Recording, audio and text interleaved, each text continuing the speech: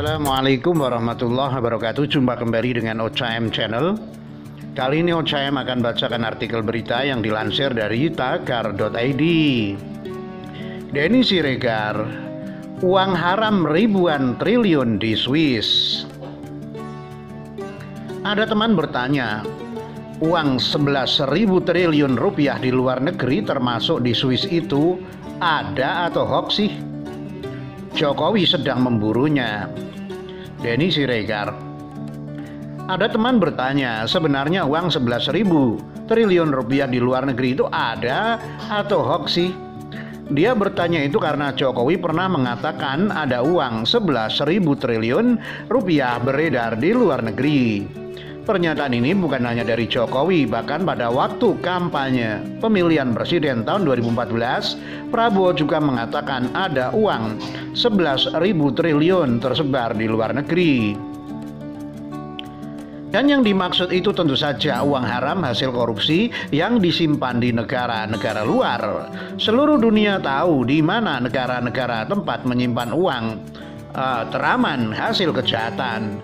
Ada yang namanya Cayman Island, juga ada British Virgin Island, dan yang terkenal dari semuanya sudah pasti Swiss. Di sana para nasabah tidak dikenal dengan nama mereka, tetapi nomor yang hanya diketahui oleh para nasabah itu sendiri. Di sana mereka justru membayar kepada bank supaya simpanan mereka tetap aman. Lalu kenapa negara seperti itu disebut negara yang aman untuk menyimpan uang? Karena Swiss tidak tunduk pada tekanan pemerintah negara lain. Biarpun pemerintahan di sebuah negara mengancam perang supaya Swiss mengembalikan uang hasil kejahatan yang disimpan di negaranya, Swiss tetap tidak akan bergeming. Bagi mereka, kerahasiaan adalah segalanya. Dan dari hasil mengutip uang keamanan simpanan itulah negara seperti Swiss, Cayman Island, dan British Virgin Island menghidupi rakyatnya. Jadi, sudah paham kan sulitnya mengambil uang hasil korupsi dan kejahatan lainnya di sana? Pembicaraan tentang bagaimana mengembalikan uang hasil korupsi di banyak negara, terutama Swiss, sudah dimulai sejak masa pemerintahan SBY. Tapi ya seperti biasa, begitu-begitu saja. Cuma ide doang tanpa ada tindakan. Baru pada masa pemerintahan Jokowi lah ide itu dikerjakan serius. Indonesia pada masa Jokowi sedang membangun proyek infrastruktur besar-besaran, dan karena itu mereka butuh uang yang besar sekali.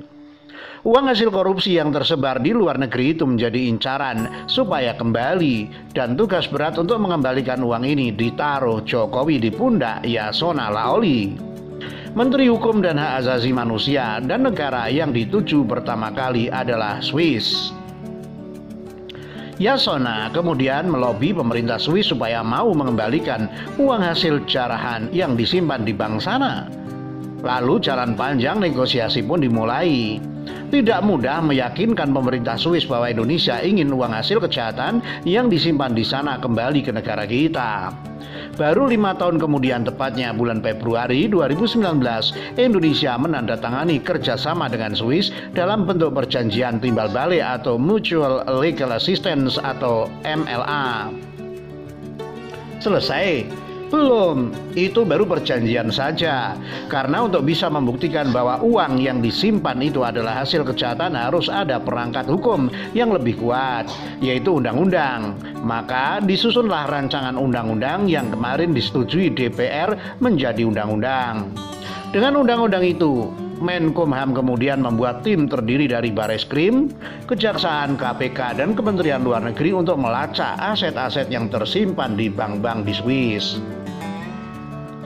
Dan lewat proses yang panjang itu kita bisa melihat tidak mudah untuk bisa mengambil aset di sana. Tidak seperti kata para kampret yang selalu bertanya, mana 11.000 triliun rupiahnya? Seolah-olah ini kayak mereka mengambil duit di warung emaknya.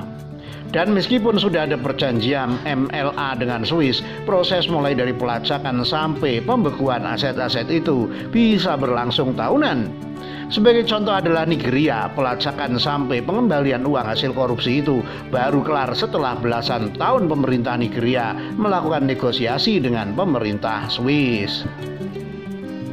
Meskipun masih ada tahapan-tahapan proses-proses selanjutnya, dan tentu juga tidak sebentar, tapi kita sudah memulai langkah besar untuk meminta uang hasil korupsi di banyak negara. Dan itu bisa juga sebagai warning bahwa dimanapun para koruptor mau menyimpan uang hasil korupsinya, mereka tidak akan pernah merasa aman lagi, karena Indonesia akan memburu mereka sampai ke lubang semut sekalipun. Sementara ini dari hasil pelacakan pemerintah Indonesia sudah dikantongi 84 nama WNI yang menyimpan duit di luar negeri. Jumlahnya fantastis, senilai lebih dari 2.500 triliun rupiah. Dan itu belum termasuk harta hasil korupsi Soeharto yang menurut majalah Time tahun 1999 bernilai 135 triliun rupiah. Oh, banyaknya. Jadi wajar saja banyak demo yang ingin menyasar Jokowi supaya turun dari kursi presiden, karena memang dia adalah presiden paling berbahaya yang dipunyai Indonesia. Di masa pemerintahan Jokowi, para koruptor tidak bisa tidur nyenyak lagi. Mereka sedang sibuk mencoba memindahkan uangnya dari bank satu ke bank lainnya di luar negeri. Dan silap sedikit, selesailah mereka dan hilang uangnya. Yang tadinya kaya raya bisa jadi berakhir miskin di penjara. Uang WNI di Bank Swiss dilacak pemerintah. Para WNI penyimpan uang di Bank Swiss kini was-was karena pemerintah Indonesia melalui Departemen Keuangan akan melacaknya. Tagar.id, para WNI penyimpan uang di Bank Swiss kini was-was karena pemerintah Indonesia melalui Departemen Keuangan dan akan melacaknya. Tindakan ini terkait dengan kewajiban pajak WNI. Pemerintah Indonesia dan Swiss akan saling berbagi informasi keuangan tentang warga negara Indonesia atau WNI yang menyimpan uang di bank-bank Swiss agar bisa ditelusuri oleh Direktorat Jenderal atau Ditjen Pajak. Aksi pertukaran informasi keuangan dan perpajakan ini disebut Automatic Exchange of Information atau AEOI. Penandatanganan Joint Declaration dilakukan di Jakarta oleh Direktur Jenderal Pajak Ken Dwi Judiasit dan Duta Besar Swiss untuk Indonesia Yang Mulia Jochen Baumann.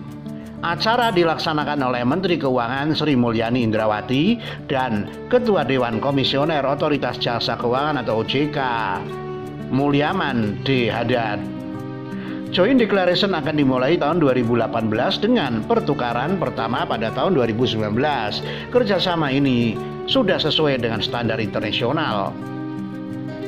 Joint Declaration merupakan salah satu yang dipersyaratkan Swiss dalam mengaktifkan Multilateral Competent Authority Agreement atau MCA dalam rangka implementasi AEOI untuk mendapatkan persetujuan dari Parlemen Swiss yang keputusannya akan diambil pada akhir tahun 2017. Berdasarkan data Otoritas Keuangan Swiss, terdapat 100 negara akan menjadi basis data perpajakan untuk menguji tingkat kepatuhan pelaporan wajib pajak. Demikian, wassalamualaikum warahmatullahi wabarakatuh.